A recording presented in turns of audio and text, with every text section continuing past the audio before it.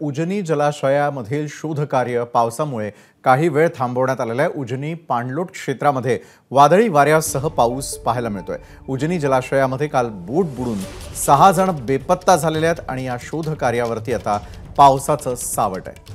त्यामुळेच उजनी जलाशयातील शोधकार्य पावसामुळे काही वेळ थांबवलं गेलंय।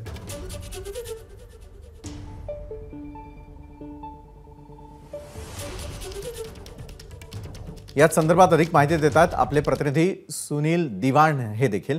सुनील, खरं तर उजनी जलाशयामध्ये काल झालेल्या घटनेनंतर त्या ठिकाणचं शोधकार्य होतं, मात्र आता पावसाचं सावट असल्याचंही कळतंय। काय नेमकं घडतंय त्या ठिकाणी?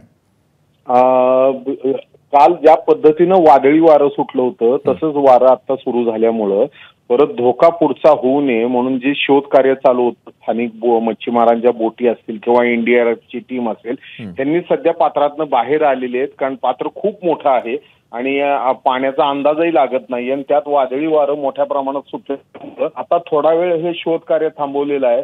पण विशाल, आज सकाळी 6:30-7 वाजल्यापासून एनडीआरएफची टीम पाण्यात शोध घेतेय। काल सुद्धा स्थानिक मच्छीमारांनी शोध घेतला। जवळपास या घटनेला 20 ते 22 तास उलटून गेलेले आहेत। मात्र बुडालेली बोट आणि थोडंफार सामान त्याच्या व्यतिरिक्त काही अजून एनडीआरएफच्या आणि शोध कार्याच्या हाती लागलेलं नाहीये। 6 जण जे बुडाले त्यांचं कोणाचाही कुठलाही मागमूस अजून यांच्या हातात लागलेला नाहीये। खूप मोठ्या प्रमाणात युद्ध पातळीवर शोध कार्य चालू आहे, पण अजून यांना कोणालाही शोधण्यात यश आलेलं नाहीये। आता वादळी वाऱ्यामुळे परत एकदा शोध कार्य थांबवलेलं आहे। पाऊस थोडाफार सुरू झालेला आहे, त्यामुळे हे वादळ थांबायची वाट बघायला प्रशासन थांबलेलं आहे। वादळ थांबलं, या शोध कार्यावरती तुमची देखील नजर अशाच प्रकारे असू द्या। तुर्तास दिलेल्या माहितीसाठी धन्यवाद सुनील। उजनीच्या पाणलोट क्षेत्रामध्ये भीमा नदीमध्ये 6 जण बुडाले। या घटनेला 22 तास उलटून गेल्यात, मात्र अद्याप बुडालेल्यांचा शोध न लागल्यानं स्थानिकांचा संयम सुटू लागलाय। तर खासदार रणजितसिंग नाईक निंबाळकरांनी बोटीतून पाण्यामध्ये जाऊन जी पाहणी केली त्यालाही नागरिकांकडून आता विरोध होतोय। त्यामुळे बोटीतून पाहणी करण्यापेक्षा मनुष्यबळ वाढवा अशी मागणी स्थानिकांतर्फे करण्यात आलेली आहे। याचा आढावा घेतला आमचे प्रतिनिधी जयदीप भगत यांनी। उजनीच्या पाणलोट क्षेत्रामध्ये काल संध्याकाळी 6 वाजता बोट उलटली। त्यामध्ये 7 प्रवासी प्रवास करत होते, त्यातले 6 जण बुडाले आणि 1 जण सुखरूप बाहेर आला आणि तेव्हापासून सुरू झालेलं बचाव कार्य जे आहे ते अद्यापपर्यंत सुरू आहे। काल संध्याकाळी 6 वाजता बोट उलटल्यानंतर काही वेळातच जे आहे ते बचाव कार्य सुरू झालं। रात्री 9 वाजता हे बचाव कार्य बंद झालं, परंतु पुन्हा एकदा सकाळी 7 वाजल्यापासून स्थानिक मच्छीमार असतील, स्थानिक नागरिक असतील, यासोबतच एनडीआरएफचं पथक असेल, यांच्या सहाय्यानं जे आहे ती शोध मोहीम जे बुडालेले आहेत त्यांची सुरू आहे।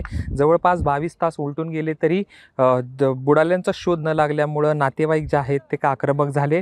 लवकरात लवकर जे आहे ते बचाव कार्य संपवावं अशी जी आहे ती मागणी स्थानिक नागरिकांकडून आणि नातेवाईकांकडून केली गेली। त्यानंतर जवळपास 22 तास उलटले, वाऱ्याचा वेग देखील वाढलेला आहे। आता सध्या परिस्थितीमध्ये 22 तास उलटले तरी बचाव कार्य संपलं नसल्यामुळे जी आहे ती नाराजी स्थानिकांनी व्यक्त केली। तसेच माढ्याचे खासदार रणजितसिंह नाईक निंबाळकर या सकाळी या ठिकाणी आले। त्यानंतर ते इंदापूर तालुक्यातून पलीकडे सोलापूर जिल्ह्यात बोटीच्या साहाय्याने गेले। त्यांनी बोटीच्या ठिकाणी पाहणी देखील केली। त्यावरती मात्र नागरिकांनी जे आहे किंवा स्थानिकांनी ज्याने तो आक्षेप घेतला, जी बोट आहे ती शोध कार्यासाठी वापरावी ना की खासदारांसाठी। खरं तर खासदार जेव्हा पलीकडे गेले, सोलापूर जिल्ह्यातल्या कुगाव येथे नागरिक होते, त्यांच्याशी संवाद साधला, ते अनेकांना रुचलं नाही आणि त्यानंतर जे स्थानिक आहेत ते आक्रमक झाले। जवळपास 22 तासानंतर देखील शोध लागला नसल्याचं जे आहे ते स्थानिकांची खंत आहे। लवकरात लवकर शोध लावावा आणि बचाव कार्य संपवावं अशी स्थानिक मागणी करते। वाटलंच तर अधिकचं मनुष्यबळ वापरावं, परंतु हे शोधकार्य लवकरात लवकर संपवावं अशी मागणी स्थानिकांनी केलेली आहे। कॅमेरा पर्सन धीरजसह जयदीप भगत, एबीपी माझा, इंदापूर। एबीपी माझा, उघडा डोळे बघा नीट।